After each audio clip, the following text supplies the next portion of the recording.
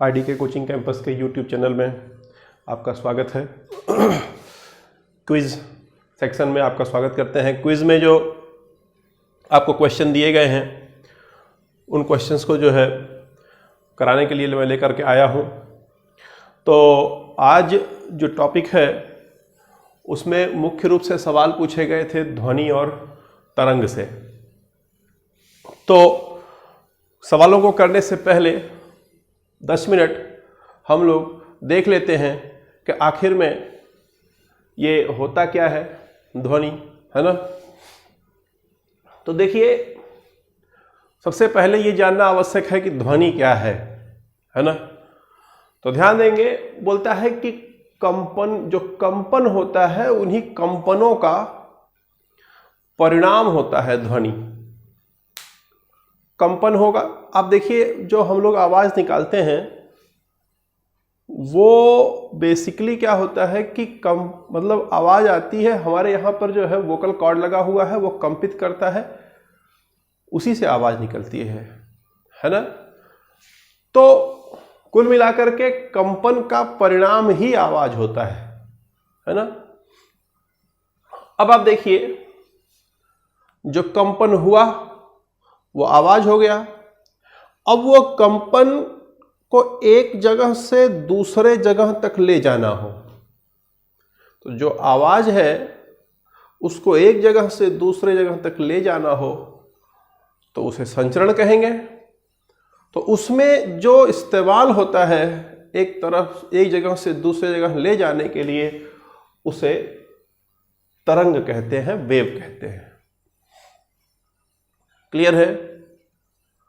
तो ध्यान देंगे, आवाज कंपन है और उसी कंपन को एक जगह से दूसरे जगह पहुंचाने के लिए जो माध्यम संचरण का है उसे ही हम लोग क्या कहेंगे? तरंग कहते हैं। ठीक।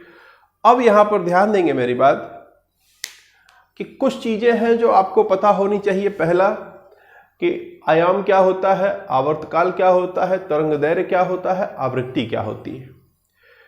इन पर सवाल बार बार घुमाता रहता है, तो 2 मिनट का खेल है, समझ लीजिए। देखिए, अगर ये देखिए तरंग है, ये एक तरंग अगर है तो बोलता है कि ये श्रृंग और ये श्रृंग के बीच की जो दूरी होगी उसे एक तरंग दैर्घ्य कहेंगे। ये किसी तरंग का ऐसे भी हो सकता है कि एकदम नजदीक नजदीक हो, है ना। किसी का बहुत दूर दूर हो सकता है, ये इतना दूर दूर हो सकता है। तो इसे क्या कहते हैं? यहां से यहां की दूरी को, दोनों देखिए, ये जो ऊपर उठा हुआ है इसे श्रृंग कहते हैं और ये जो नीचे वाला भाग है उसे गर्त कहते हैं।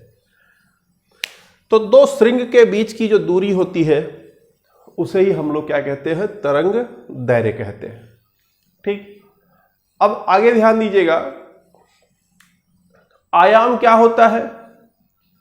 बोलता है कि ये जो इतना उठा हुआ है, बोलता है ये बीचों बीच से आधे की जो दूरी होती है इसे जो है हम आयाम कहते हैं। ठीक है। आप ऐसे समझो कि एक पेंडुलम है, ये ऐसे इधर जा रहा है और ऐसे इधर आ रहा है, तो ये यहां तक जो जा रहा है एक तरफ, वो आयाम है। एक तरफ जो जा रहा है वो आयाम है। समझ पा रहे हैं बात आप? ध्यान दीजिएगा मेरी बात यहां पर। आवर्तकाल क्या है यहां पर? देखिए, बोलता है कि ये देखिए यहां से पूरा एक, मतलब कि एक साइकिल पूरा, देखिए ये पूरा एक साइकिल यहां से यहां तक का पूरा क्या हुआ? आवर्तकाल हो गया। ठीक। ये यहां से, मतलब अगर कोई ये है तो यहां से शुरू हुआ तो ये यहां तक ये जो यहां से लेके यहां तक है पूरा एक, इसे पूरा क्या कहेंगे? आवर्तकाल कहेंगे। ठीक है। अब जो मेन चीज है, देखिए आवृत्ति, है ना। आवृत्ति बहुत इंपॉर्टेंट है यहां पर। आवृत्ति क्या है? जिसे आप फ्रीक्वेंसी कहते हैं। ध्यान दीजिएगा, बोलता है कि अब आप ऐसे समझिए कि तरंग ऐसे ऐसे ऐसे ऐसे जा रही है, मान लीजिए, है ना। तो किसी एक निश्चित जगह पर 1 सेकंड के अंतर कितनी तरंगे क्रॉस कर गई, उसे ही जो है क्या कहेंगे, आवृत्ति कहेंगे। जब ज्यादा क्रॉस कर जाएंगी तो आवृत्ति ज्यादा हो जाएगी, जब कम जाएंगी तो आवृत्ति कम होगी। यानी कि तरंगों की स्पीड कम होगी अगर, तो आवृत्ति कम होगी, और स्पीड ज्यादा होगी तो आवृत्ति, देखिए यहां दीजिए, वेग बराबर आवृत्ति गुणे तरंग दैर्घ्य होता है। तो अगर आवृत्ति निकालना होगा तो वेग बटे तरंग दैर्घ्य होगा।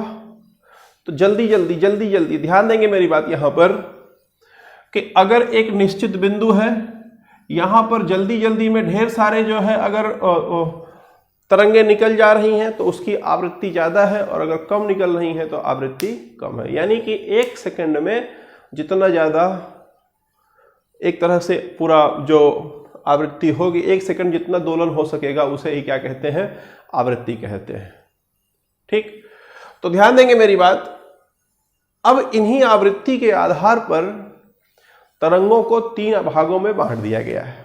ठीक, बोलता है कि अगर 20 हर्ट्ज से कम है तो उन्हें अवश्रव्य तरंगे, अवश्रव्य यानी कि जिन्हें खुली कानों से सुना नहीं जा सकता है, अवश्रव्य तरंगे। जैसे हमारा हृदय है, धड़कता है जो, तो उसकी धड़कन सुनने के लिए कान में स्टेथोस्कोप लगाना पड़ता है ना, तब सुनाई देता है।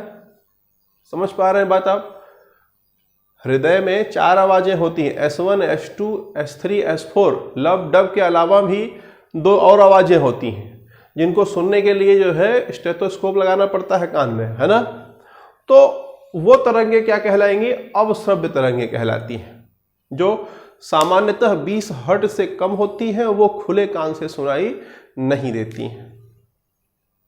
जो 20 हर्ट्ज से 20,000 हर्ट्ज तक हो, 20 हर्ट्ज से 20,000 हर्ट्ज तक हो, उन्हें श्रव्य तरंगे कहते हैं। इसके ऊपर जो होती हैं उन्हें पराश्रव्य तरंग कहते हैं, है ना। अब ध्यान दीजिए, ये हमारे लिए ऑडिएबल, मतलब कि ये आम इंसान जो है वह इसको सुन सकता है। ठीक है, कुत्ते जो होते हैं, डॉग्स, वो इसको भी सुन सकते हैं, कुछ हद तक इसको भी समझ पाते हैं।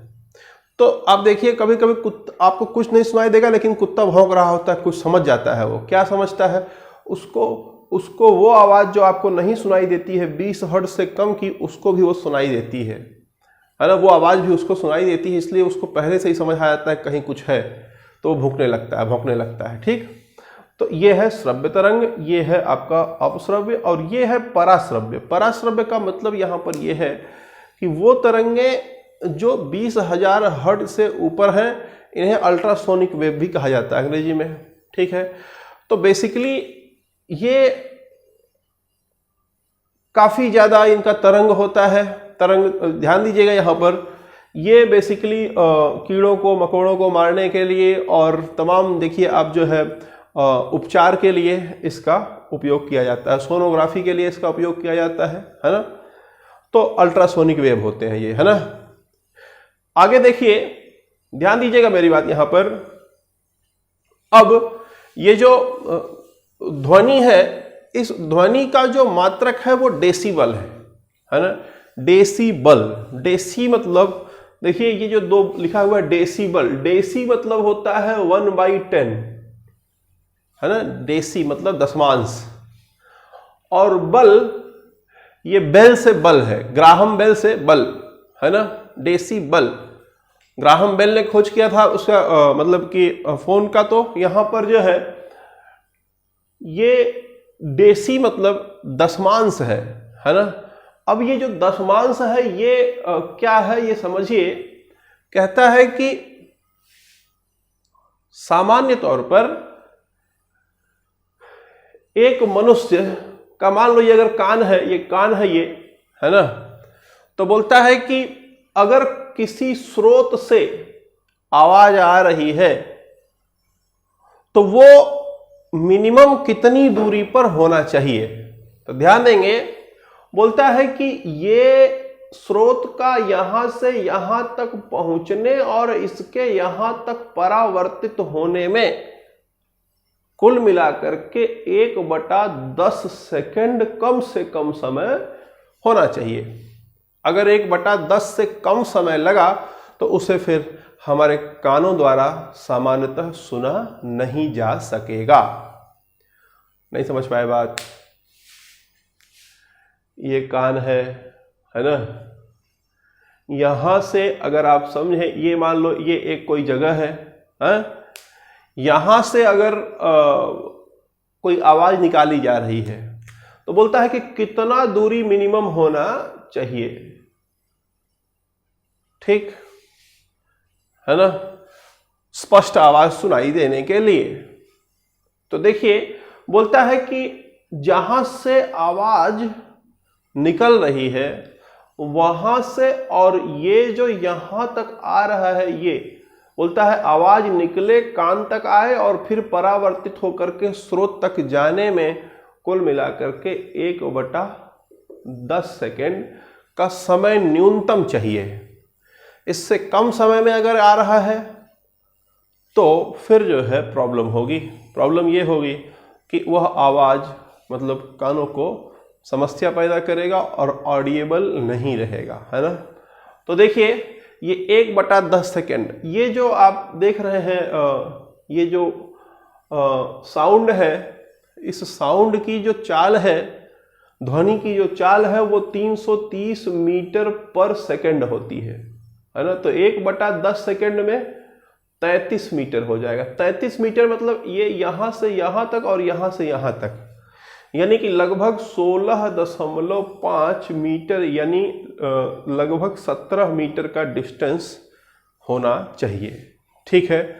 तो यहीं से दशमांश लिया गया तो डेसी नाम रखा गया, और ग्राहम बेल से बल लिया गया तो डेसीबल इसका मात्रक रखा गया। यानी कि जो आइडियल डिस्टेंस होना चाहिए स्रोत और श्रोता के बीच, वो लगभग कितना होना चाहिए? 17 मीटर का डिस्टेंस होना चाहिए, ठीक है। तो आवाज गूंजेगी नहीं, समझ पा रहे हैं बात? इको नहीं होगा, ठीक। तो चलते हैं आगे। आगे ध्यान दीजिएगा, जितना माध्यम जितना डेंस होगा स्पीड उतनी ज्यादा होगी। माध्यम जितना डेंस होगा, घनत्व जितना ज्यादा होगा, उतना ये स्पीड इसकी तेज होगी। समझ पा रहे हैं बात आप? मतलब अगर बात करें आप वायु की, ठीक, और बात करें आप ठोस की, तो ठोस में स्पीड तेज होगी, वायु में स्पीड कम होगी। समझ पा रहे हैं बात आप? तो ये जो ठोस में स्पीड ज्यादा क्यों है? क्योंकि यहां पर देखिए माध्यम एकदम नजदीक नजदीक है, इसलिए फटाफट जो है एक जगह से दूसरे जगह पर पहुंच जाएगा।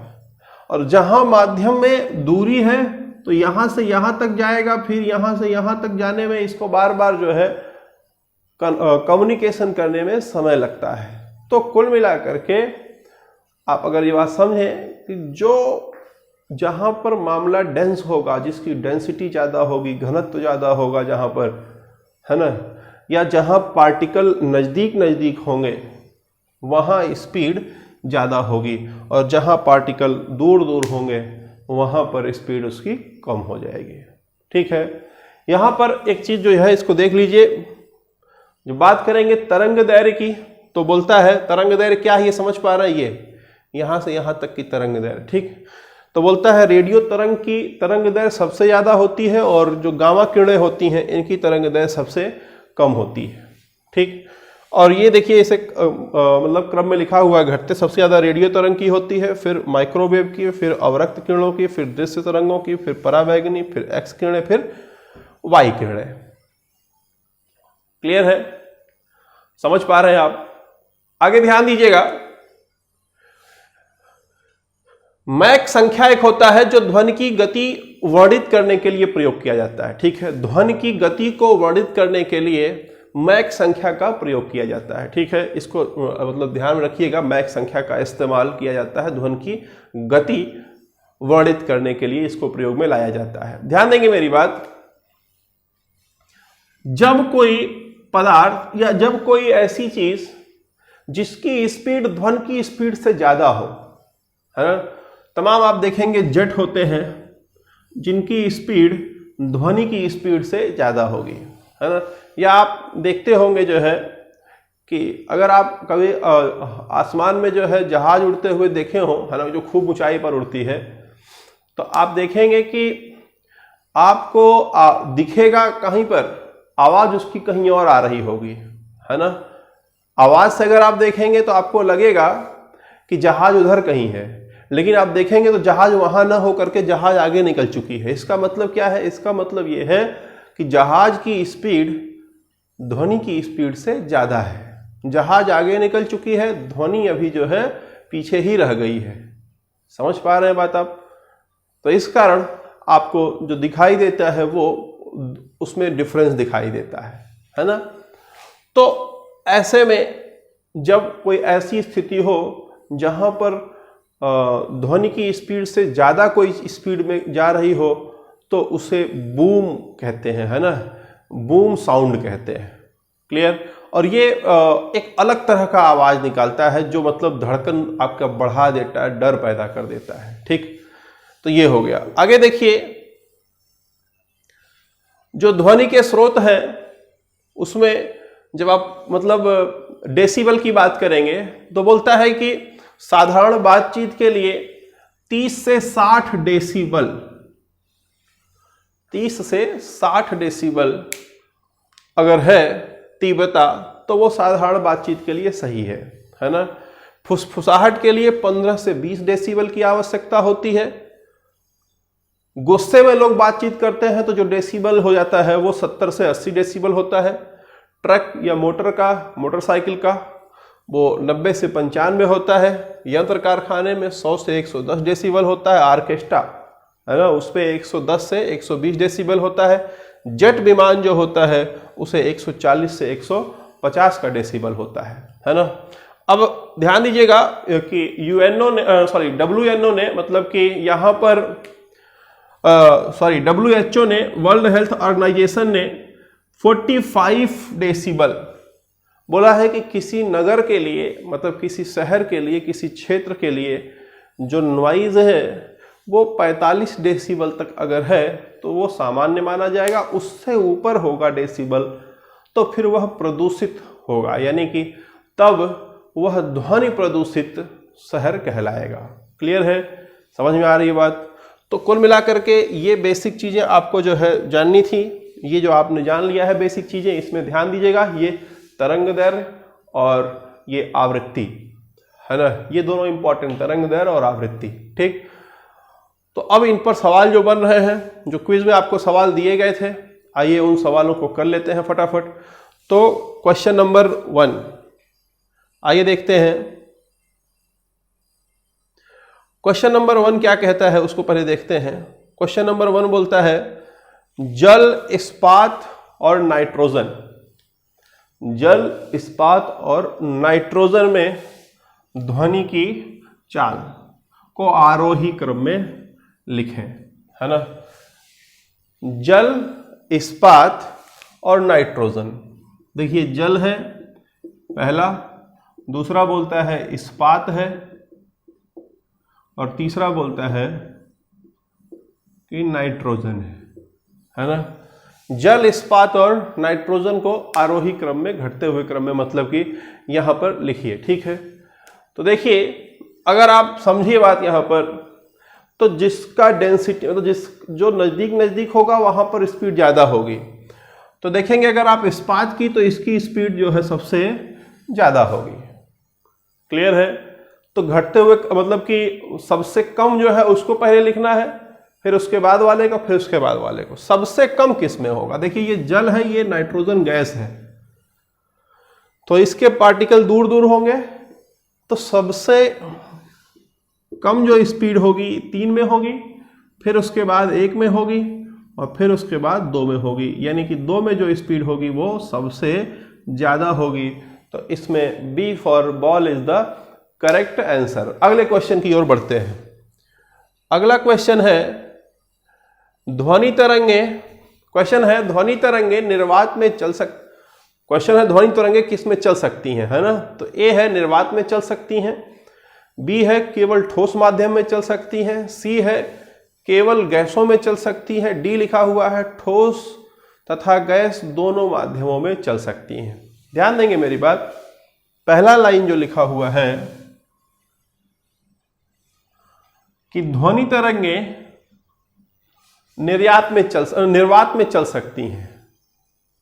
देखिए ना, निर्वात में अगर उसे माध्यम नहीं मिलेगा, है ना, एक जगह से दूसरे जगह जाने के लिए अगर ये निर्वात है तो यहां के बाद यहां तक आने में उसको जो है, अगर यहां से यहां आना हो तो कोई उसके पास साधन नहीं है कि वो यहां से यहां पहुंच जाए। फलस्वरूप ये निर्वात में नहीं चल सकता है। ठीक है, इसीलिए चंद्रमा पर बातचीत आपस में लोग नहीं कर पाते हैं। क्यों? क्योंकि वहां वायुमंडल की अनुपस्थिति है। तो जब वायुमंडल वहां नहीं है तो एक मतलब कि यहां से यहां तक अगर कोई कुछ बोल रहा है तो दूसरे को सुनाई नहीं देगा। क्यों नहीं सुनाई देगा? सामने ही है, बोलेगा तब भी नहीं सुनाई देगा। क्यों? क्योंकि जो आप बोल रहे हैं उसको वहां तक ले जाने वाला कोई नहीं है ना। हम लोग यहाँ पर वायुमंडल है तो वायु के माध्यम से जो है एक जगह से दूसरी जगह पहुंच जाती है।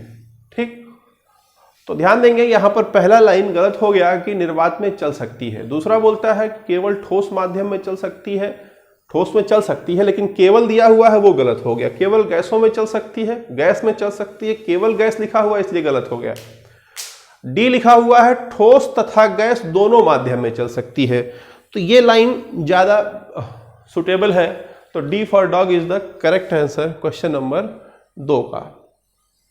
ठीक है, अगला क्वेश्चन बोलता है कि स्पष्ट रूप से प्रतिध्वनि सुनने के लिए परावर्तित सतह और सुनने के मध्य कम से कम दूरी कितनी होनी चाहिए, है ना। तो ध्यान दीजिएगा,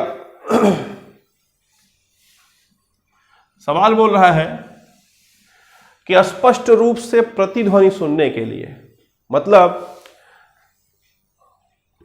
आप ये देखिए, वही क्वेश्चन है कि ये कान है ना, कोई सोर्स है, यहां से मान लो आवाज आई, ठीक, आपको सुनाई दिया, है ना। अब अगर प्रतिध्वनि सुनना है तो बोलता है कि इसकी कितनी दूरी होनी चाहिए, है ना। या आपने बोला कहीं पर कोई बैरियर है तो वो कितनी दूरी पर हो तो आपको स्पष्ट आवाज सुनाई दे। तो देखिए, बोलता है कि मिनिमम 1/10 सेकेंड चाहिए, वही है, मिनिमम 1/10 सेकेंड चाहिए। तो मिनिमम 1/10 जो है, जब आप यहां देखेंगे तो क्या निकल करके आएगा कि 1/10 सेकेंड के लिए आप 1/10 इंटू 330, क्योंकि स्पीड 330 मीटर पर सेकेंड है, इसको काट देंगे 33 हो जाएगा, बाई 2 कर देंगे 16.5 हो जाएगा। यानी कि ये यहां जाएगा और यहां से वापस आने में जो है परावर्तित होकर के कुल मिलाकर के इसे 33 मीटर चाहिए होता है। और ये 33 मीटर मतलब ये 16.5 होगा, ये 16.5 होगा, तो यही इसका सही आंसर होगा, 16.5 मीटर। ठीक, तो इसमें क्वेश्चन में जो है आपका D for dog is the correct answer. C में 16.5 फीट लिखा हुआ है, वो गलत है। अगला क्वेश्चन, चंद्रमा के धरातल पर व्यक्ति एक दूसरे की बातें नहीं सुन सकते हैं, क्यों? तो स्पष्ट है कि वहां वायुमंडल नहीं होता है, इसलिए नहीं सुन सकते, है ना। हमारे पृथ्वी पर हम बोलते हैं, एक दूसरे से लोग सुन पाते हैं क्योंकि वायुमंडल होता है, तो उनके माध्यम से वो एक जगह से दूसरे जगह तक पहुंच जाता है। लेकिन जब बात करेंगे चंद्रमा की, तो चंद्रमा पर पहला ऑप्शन बोलता है चंद्रमा पर उनके काम करना बंद कर देते हैं, ऐसा नहीं है, कान तो काम करता है। दूसरा बोलता है कि चंद्रमा पर वायुमंडल नहीं है, यही लाइन सही है। तीसरा बोलता है चंद्रमा पर वे विशेष प्रकार के अंतरिक्ष सूट पहने रहते हैं, ठीक है, लेकिन वो कारक नहीं होता है कि आपका आवाज न सुनाई दे। चौथा बोलता है चंद्रमा पर ध्वनि बहुत ही मंद गति से चलती है, बहुत ही मंद गति से नहीं, चल ही नहीं पाती है। क्यों नहीं चल पाती है? क्योंकि माध्यम नहीं होता है, तो इसलिए B for ball is the correct answer. अगला क्वेश्चन है कि पराश्रव्य तरंगों के बारे में निम्नलिखित कथनों पर विचार करिए। पराश्रव्य, ये 20 किलो हर्ट्ज यानी 20,000 हर्ट्ज से ऊपर की जो तरंगे हैं उन्हें हम लोग पराश्रव्य तरंगे कहते हैं, ठीक। बोलता है इनके बारे में निम्नलिखित कथनों पर विचार करें। कथन कौन कौन से हैं? बोलता है ये कीड़ों को नष्ट कर सकती है, बिल्कुल सही है, इनकी तरंगे इतनी ज्यादा होती हैं कि ये कीड़ों को नष्ट कर सकती हैं, पहला लाइन। दूसरा लाइन बोलता है ये कपड़ों से धूल हटाकर उन्हें साफ कर सकती हैं, बिल्कुल सही, ये भी सही है। तीसरा बोलता है इनका उपयोग बीमारियों के उपचार के लिए किया जाता है। कई बारी जो है आप देखेंगे कि आजकल अल्ट्रासोनिक वेव से जो है तमाम तरीके के मतलब जो है उपचार किए जा रहे हैं, तो ये भी सही है। और आगे बोलता है ये स्वचालित दरवाजों को नियंत्रित कर सकते हैं। हाँ, तो आजकल जो है जितने मॉडर्न घर बन रहे हैं उसमें देखिए कि स्वचालित दरवाजे हैं, अपने आप खुलने बंद करने वाले हैं, तो इनको भी कंट्रोल कौन कर रहा है? यही अल्ट्रासोनिक वेव कर रहे हैं, ठीक। तो ये जो आप देख रहे हैं 4 लाइन इसमें लिखा हुआ है, 4 का चारों सही है, इसलिए D for dog is the correct answer. अगला जो है क्वेश्चन है, अगला क्वेश्चन बोलता है चमगादड़ अंधेरी रात में उड़ सकते हैं और अपना शिकार भी कर सकते हैं, इसका प्रमुख कारण क्या है? तो ऑप्शन दे रहा है उनकी आंखों के तारे बड़े होते हैं, उनकी रात्रि दृष्टि बहुत अच्छी होती है, दूसरा ऑप्शन। तीसरा बोलता है प्रत्येक चिड़िया ऐसा कर सकती है, और चौथा बोलता है वो पराध्वनि तरंगे निकालते हैं और उन्हीं के माध्यम और उन्हीं के द्वारा वो निर्देशित होते हैं। ध्यान दीजिएगा चमगादड़ के साथ क्या है। आप बोलोगे चमगादड़ उल्टा क्यों लटकती है ना? ध्यान दीजिएगा यहां पर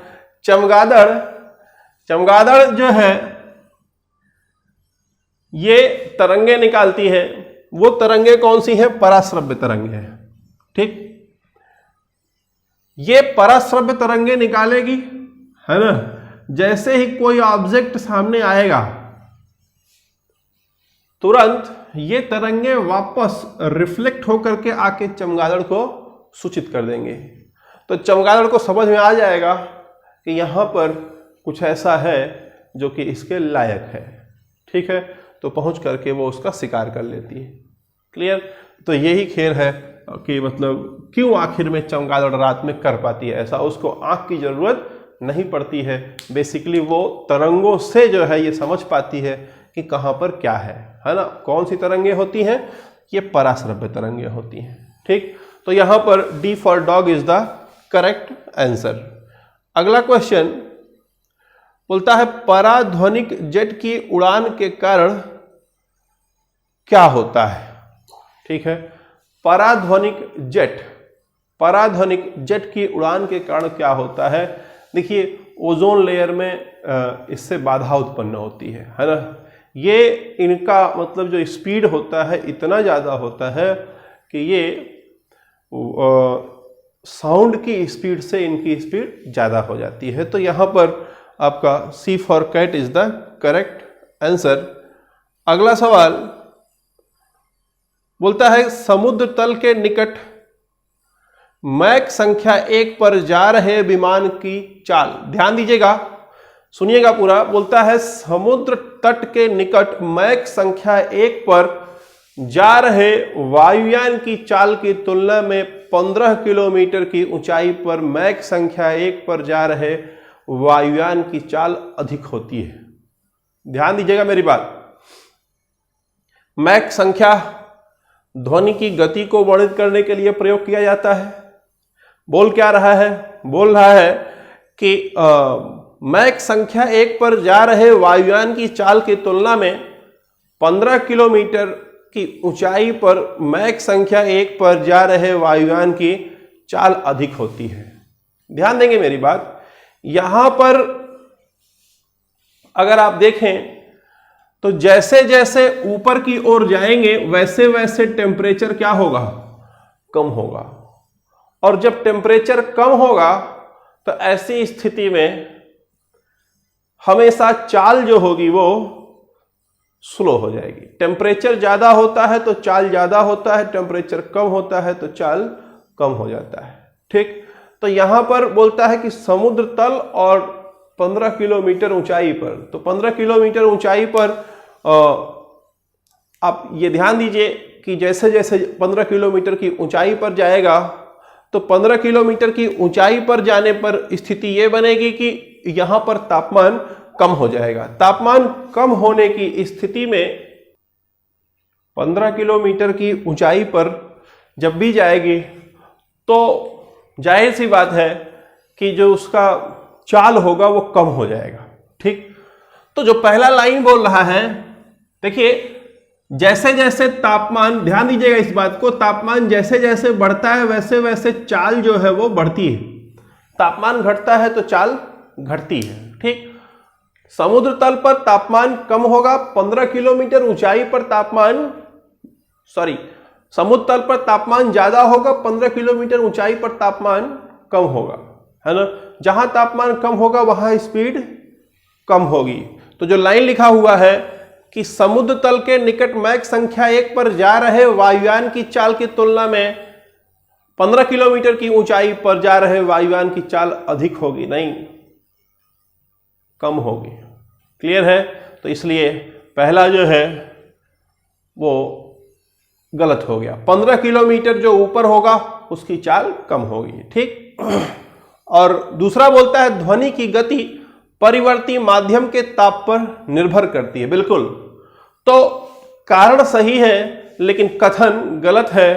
तो ए सही है, आर गलत है। तो इसमें option D for dog is the correct option. अगला क्वेश्चन की ओर बढ़ते हैं। अगला क्वेश्चन बोलता है डेसिबल, डेसिबल किसे मापने के लिए प्रयोग में लाया जाता है ना। डेसिबल मैंने बताया आपको, डेसिबल, डेसी दशमांश है ना, दशमांश, और बल जो है वो बेल है ना, ग्राहम बेल से बेल। तो डेसिबल ये बेसिकली ध्वनि के संकेत को मापता है, ध्वनि को मापता है। तो यहां पर वातावरण में जो ध्वनि है वो सही आंसर होगा। तो C for cat is the correct answer. अगला क्वेश्चन बोलता है कि जब दो लोग आपस में बातचीत कर रहे हो तब कितने डेसिबल ध्वनि की आवश्यकता होती है। फुसफुसाहट कर रहे हो, है ना, फुसफुसाहट समझते हैं आप, कान मतलब फुसफुसाहट आप समझ पा रहे होंगे, है ना, कि कोई दूसरे वाला सुनाई नहीं दे किसी को। दूसरा साधारण बातचीत, तो उसके लिए जो हम लोग अभी कर रहे हैं ये क्या है, ये 30 से 60 डेसिबल के बीच में होना चाहिए साधारण बातचीत में। तो यहां पर जो ऑप्शन दे रहा है सी, सी इज द करेक्ट आंसर। अगला क्वेश्चन जो है, अगले क्वेश्चन की ओर बढ़ते हैं। अगले क्वेश्चन में बोलता है कि विश्व स्वास्थ्य संगठन WHO के अनुसार एक नगर के लिए सुरक्षित ध्वनि प्रदूषण स्तर क्या है। तो नगर के लिए WHO के द्वारा सुरक्षित ध्वनि प्रदूषण जो है 45 डेसिबल, 45 डेसिबल निर्धारित किया गया है। उससे अधिक का मतलब फिर वह प्रदूषित शहर माना जाएगा, ध्वनि प्रदूषित शहर माना जाएगा। तो यहां पर A for Apple is the correct answer. अगला सवाल बोलता है कि एक मजदूर रेल की पटरी पर कार्य कर रहा है। एक लड़का कुछ दूरी पर अपने कान पटरियों पर रखकर मजदूर द्वारा की जाने वाली हथौड़ी की आवाज को सुनता है तो उसे दो आवाज सुनाई देती है। देखिए ध्यान दीजिए, ये पटरी है लोहे की, है ना। अब एक यहां पर एक आदमी जो है वो हथौड़े से जो है यहां पर मान लो वार कर रहा है, हथौड़ा है, ठीक है। हथौड़े से यहां पर मतलब मार रहा है, तो जब हथौड़े से यहां पर मारेगा तो यहां कंपन होगा, कंपन होगा तो आवाज निकलेगी। अब ये आवाज देखिए दो तरह से चलेगी, एक तो जो यहां आवाज निकली वो वायुमंडल से चलते हुए जाएगी, और दूसरा ये देखिए ये जो लोहे की पटरी है, इस लोहे की पटरी में ही ये लोहे की पटरी को माध्यम बना करके इसी से जो है होते हुए ध्वनि आएगी। अब मान लीजिए कोई बच्चा है यहां पर कान लगा के सुनता है अपना यहां पर, ठीक, तो एक ध्वनि तो ये लोहे वाली सुनाई देगी, वो पटरी से जो आ रही है उसके कान में वो पहले पहुंच जाएगी। क्यों? क्योंकि इसकी स्पीड तेज होगी तुलना में इसके, क्योंकि ये ठोस है, ठीक। और उसके बाद जब ये इससे सुन लेगा, उसके बाद उसको जो दूसरी आवाज बाद में उसके कान में आके वायुमंडल से सुनाई देगी, वो एक और आवाज होगी, दूसरी आवाज होगी। बात समझ पा रहे हैं? तो दो आवाज सुनाई देगी, एक तो वो जो लोहे के माध्यम से चलती हुई आई है, दूसरा जो वायुमंडल के माध्यम से चलती हुई आई है, ठीक है।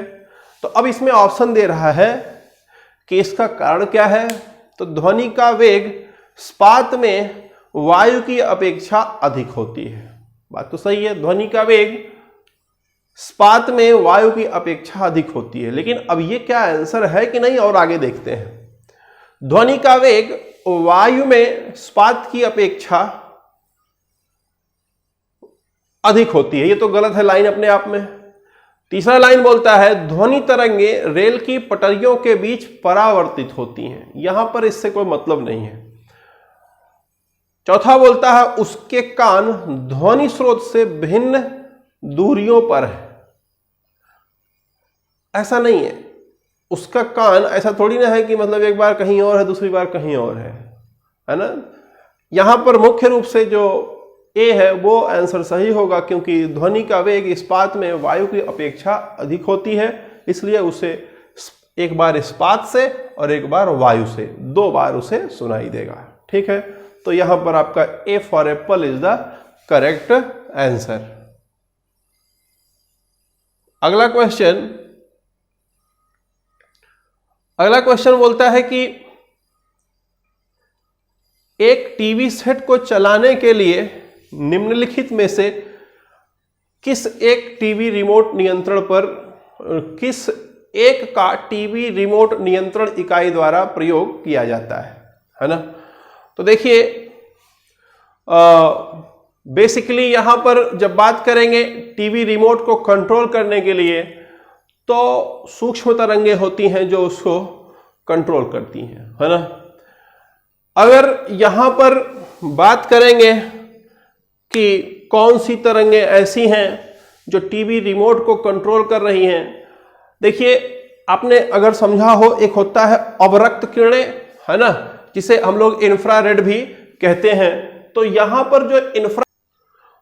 पर जो इंफ्रारेड है वो इंफ्रारेड बेसिकली अवरक्त किरणें जिन्हें कहते हैं, वो अवरक्त किरणें रेडियो तरंग का एक रूप होती हैं। भले ही वो सूक्ष्म हो या दीर्घ हो, उससे मतलब नहीं है, लेकिन ये जो तरंगों का रूप है वो बेसिकली जो इंफ्रारेड होता है वो रेडियो तरंग का ही रूप होता है, ठीक है। तो हम लोग इसे यहां पर जो क्वेश्चन दिया हुआ है इसमें D for dog is the correct answer, वो रेडियो तरंग है। अगला क्वेश्चन जब चलेंगे तो अगले क्वेश्चन में बोलता है जब टीवी का स्विच ऑन किया जाता है तो क्या होता है। ध्यान देंगे, टीवी का स्विच जब ऑन होता है तो टीवी में आपको दो चीजें, मतलब एक तो सुनने वाला और दिखने वाला दोनों तरंग दिखाई देता है। तो यहां पर चार ऑप्शन दिए हुए हैं, बोलता है श्रव्य और दृश्य दोनों एक साथ शुरू होते हैं, है ना। लाइन तो सही है, आगे देखते हैं। आगे बोलता है श्रव्य तुरंत सुनाई देता है लेकिन दृश्य बाद में दिखाई देता है, क्योंकि दृश्य को कुछ अभ्यास समय चाहिए होता है ना। अगला बोलता है दृश्य तुरंत प्रारंभ हो जाता है लेकिन श्रव्य बाद में सुनाई देता है, क्योंकि ध्वनि प्रकाश की अपेक्षा कम वेग से चलती है। प्रकाश की अपेक्षा कम वेग से चलती है, लेकिन वो अपने आप में लाइन सही है, लेकिन यहां जो एक्सप्लेनेशन मांग रहा है वो एक्सप्लेनेशन सही नहीं है। ठीक है, तो बेसिकली ध्यान दीजिएगा कि जो वीडियो संकेत होते हैं वो आयाम मॉड्यूलेशन से होते हैं और जो श्रव्य संकेत होते हैं वो आवृत्ति मॉड्यूलेशन से होते हैं, है ना। इस बात को ध्यान रखिएगा कि वीडियो से मतलब कि जो वीडियो में संकेत हमें प्राप्त होते हैं आयाम मॉड्यूलेशन के द्वारा हमें वीडियो संकेत प्राप्त होते हैं, और जो श्रव्य संकेत हमें प्राप्त होते हैं वो आवृत्ति मॉड्यूलेशन के द्वारा प्राप्त होते हैं। ये दोनों हमें एक साथ मिलते हैं। ठीक है, तो यहां पर A for Apple is the correct answer. अगला क्वेश्चन और अंतिम क्वेश्चन बोलता है कि पराश्रव्य तरंगे कौन सी हैं। ठीक है, पराश्रव्य तरंगे जिनका 20,000 हर्ट्ज से ऊपर हो उन्हीं को तो हम पराश्रव्य तरंगे कहते हैं। तो यहां पर पराश्रव्य तरंगों के रूप में ये हो गया, तो ऑप्शन ए इसका करेक्ट आंसर हो गया। ठीक है, तो ये जो आपको 15 क्वेश्चन क्विज के साइंस के दिए गए थे ध्वनि और उनके तरंगों से, ये फिनिश हो गया। अब जो है अगला जो आपका अभी शुरू होने वाला है वो करंट अफेयर्स की क्लास, हैशटैग टाइमलाइन नौकरी, उस पर कंसंट्रेट करिएगा आप लोग सभी लोग। उम्मीद कर रहे हैं कि आप लोग जो पढ़ाया जा रहा है इसका बेहतर लाभ उठा पाएंगे। क्लियर है? तो अगर आपको बेहतर चीज़ें समझ में आई हैं तो लाइक करें, शेयर करें, सब्सक्राइब करें। Thank you.